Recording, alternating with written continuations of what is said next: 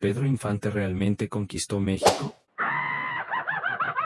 Nadie duda del impacto de Pedro Infante, pero ¿es justo llamarlo la leyenda? Actores como Jorge Negrete, con su imponente voz, o Germán Valdés, Tintán, con su humor único, también marcaron una época. Tienes toda la razón.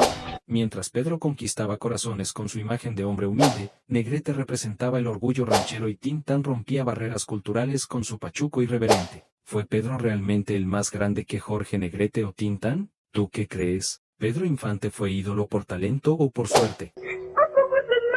Antes de ser el galán de México, Pedro Infante era carpintero en Mazatlán, fabricando guitarras. Pero, ¿fue su talento lo que lo llevó al estrellato o su carisma y la promoción de la época? Mil amores.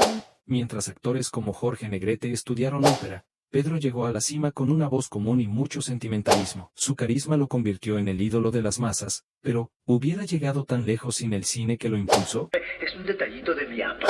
Quizá el verdadero talento estaba en el marketing detrás de él. ¿Tú qué opinas? Pedro Infante y sus primeros éxitos, El camino al estrellato. Así. En sus inicios, Pedro Infante trabajó duro para hacerse un lugar en la música, pero su verdadera fama llegó con el cine. Películas como La Feria de las Flores lo catapultaron, pero ¿realmente fue su talento lo que lo llevó al éxito o la necesidad de la época por un galán humilde? La culpa la tengo yo por poner los ojos tan altos. Mientras otros actores se formaban en la actuación, Pedro fue moldeado para ser el ídolo que el público necesitaba. ¿Su ascenso fue mérito propio o resultado de estar en el momento indicado? ¿Tú qué piensas? ¿Pedro Infante fue uno de los primeros en transmitir en vivo en México? Yo.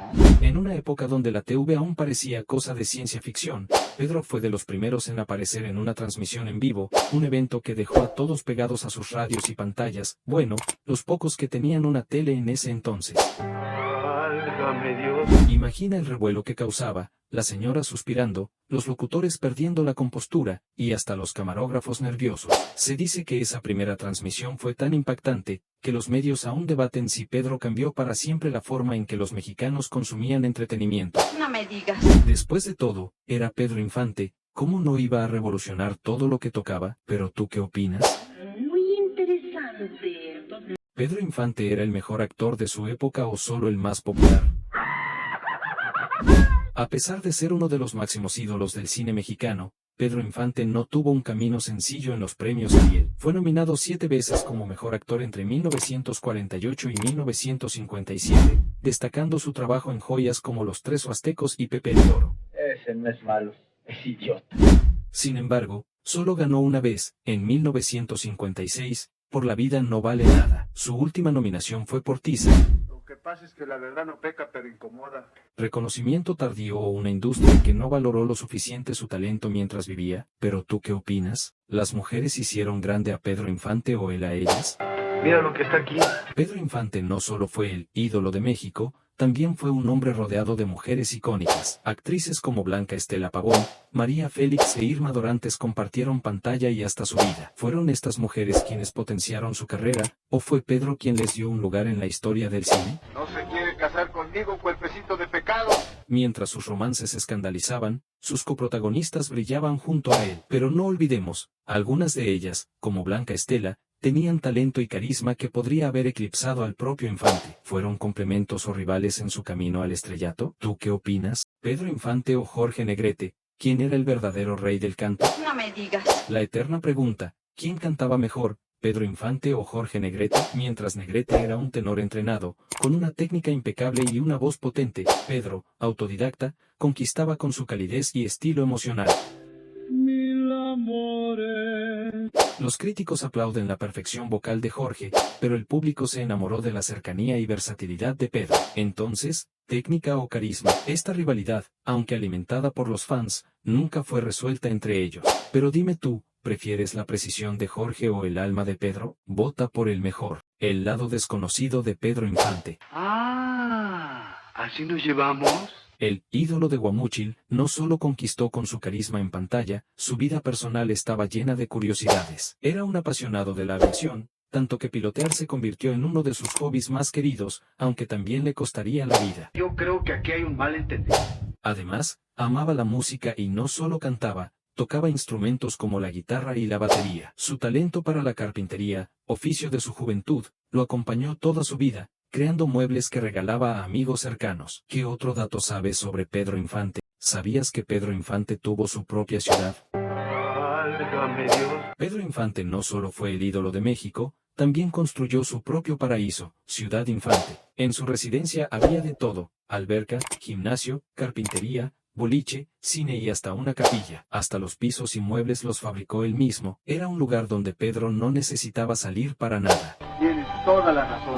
Pero tras su partida en 1957, el sueño se desmoronó. Mantenerlo fue imposible para la familia, y la propiedad terminó vendiéndose. Hoy, ese lugar mágico es un complejo industrial. Nada quedó de aquella ciudad que alguna vez fue símbolo de su grandeza. ¿Debería haberse preservado? Pedro Infante y sus amores prohibidos. Hágame caso, chula. Cuando Pedro Infante cantaba Amorcito Corazón, parecía más bien su himno personal. Este ícono del cine de oro no solo brilló en la pantalla, sino también en las historias de amor que protagonizó en la vida real. La culpa la tengo yo por poner los ojos nada más. ¿Cuántas esposas tuvo? Bueno, oficialmente, solo una, pero extraoficialmente, la cuenta sigue abierta. Su primera esposa, María Luisa León, fue quien lo apoyó en sus inicios, pero cuando Pedro alcanzó la fama, también alcanzó un nivel de complicaciones amorosas digno de una novela. Cuando sea mi mujer yo le enseñaré lo que le falta. Después llegó Irma Dorantes, con quien contrajo un matrimonio considerado ilegítimo, ya que seguía casado con María Luisa. Y luego, Lupita Torrentera, la bailarina que conquistó su corazón y le dio 3 hijos. Eso más bien fue una entrega inmediata. Con este historial, no cabe duda, Pedro no solo era el rey de las rancheras, también de los enredos amorosos. ¿Pero tú qué opinas? ¿Quién heredó el dinero de Pedro Infante? ¿Ya vamos a empezar? Cuando Pedro Infante dejó este mundo en 1957, su herencia terminó en manos de cualquiera, menos de Irma Dorantes, su segunda esposa. Y eso que Pedro había reunido de todo: casas, autos y hasta una casa conocida como Ciudad Infante, construida para Irma. ¿El problema? Su manager, Antonio Matec, le había dicho que nada debía estar a nombre de nadie, para proteger el patrimonio. Así dijo la zorra, zorrillo. Pedro, confiado, le hizo caso. Ese no es malo, es idiota. Sin testamento, el caos comenzó. La primera esposa de Pedro, María Luisa León, reclamó la mitad de la herencia, y el resto fue para sus hijos. Irma, fuera de la jugada, intentó entrar a Ciudad Infante para recuperar algunos recuerdos, pero nunca la dejaron. Mientras tanto, Matec y su socio Ruperto Prado, bien cómodos, administraron las propiedades de Infante, coches, y hasta las motocicletas en Yucatán y la Ciudad de México.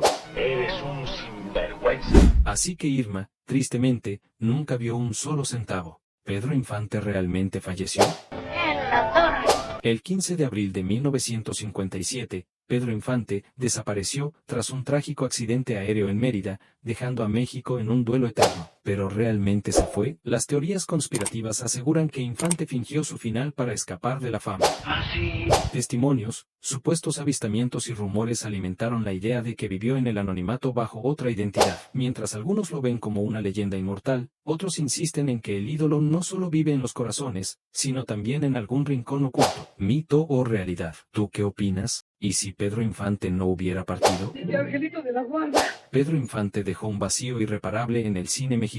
Si hubiera continuado su carrera, es posible que se consolidara aún más como figura internacional, llevando la época de oro a otro nivel. No diga mentiras. Su carisma y talento habrían impulsado nuevos proyectos, tal vez junto a actores como Cantinflas o María Félix. Además, podría haber incursionado en Hollywood, como otros contemporáneos. Pues muchas gracias por la información, aunque en verdad no es mucha, ¿eh? Sin embargo, su partida convirtió su legado en un mito. ¿Habría alcanzado tanto impacto si hubiera seguido entre nosotros? ¿Pero tú qué opinas?